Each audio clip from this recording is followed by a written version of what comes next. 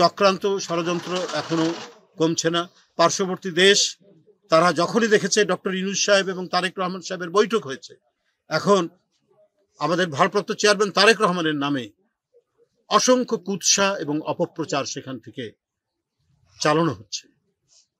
তারা মনে করেছিল যে ভিন্নভাবে ভিন্ন কায়দায় তারা তাদের যে শিষ্য সাগরেদ যারা বাংলাদেশের যে রাজনৈতিক দলটি 16 বছর মানুষের উপর নিপীড়ন করেছে, জনগণের টাকা লুট করেছে, লুট করে সে টাকা পাচার করেছে, যাদের বাড়িঘর এখন Dubai, Canada, Sydney, Australia, Malaysia, যারা একেবারে মানে বেহেশতের স্বর্গীয় সুখ লাভ করে সেখানে অবস্থান করছেন, যারা পালিয়ে গেছেন, আর যারা মানে বেশি দূর যেতে পারেননি তারা পার্শ্ববর্তী দেশে আশ্রয় নিয়েছে, তাদেরকে পুনর্বাসনের জন্য আজকে মানে ভারতীয় নীতি নির্ধারকরা তারা নানা প্রচেষ্টা চালাচ্ছে।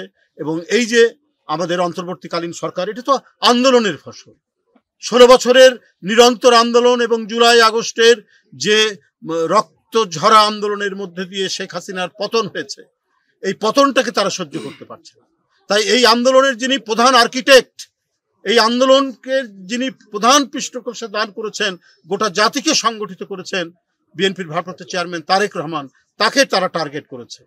16 বছর ধরে তাকে টার্গেট করে রেখেছিল, নানা কুৎসা দিয়েছে। তাদের এখানকার যে শিখণ্ডী, তাদের এখানকার যে চেলা চমুন্ডরা, আপনার শেখ হাসিনা থেকে শুরু করে প্রতিনিয়ত বাংলাদেশের বিভিন্ন মিডিয়াকে কন্ট্রোল করে নিয়ন্ত্রণ করে তার বিরুদ্ধে অপপ্রচার করত। এখন তারা সেখানে পালিয়ে গিয়ে তাদের যারা মেন্টর, তাদের যারা গুরু, তাদেরকে দিয়ে আমাদের চেয়ারম্যানের বিরুদ্ধে অপপ্রচার করছে। তো কোনো কিছুই জনগণের শক্তির কাছে।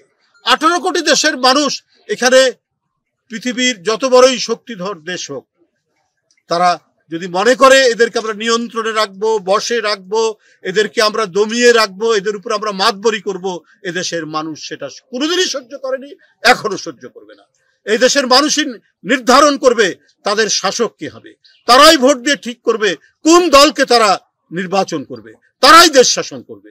এই জন্যই আমাদের 16 বছরের নিরবচ্ছিন্ন আন্দোলন সংগ্রাম আমরা করে গেছি। আমরা নিজেরা বুকে গুলি বরণ করেছি, আমরা নিপীড়নের শিকার হয়েছি, অত্যাচারের শিকার হয়েছি, তারপরেও শেখ হাসিনার কাছে কেউ আত্মসমর্পণ করেনি।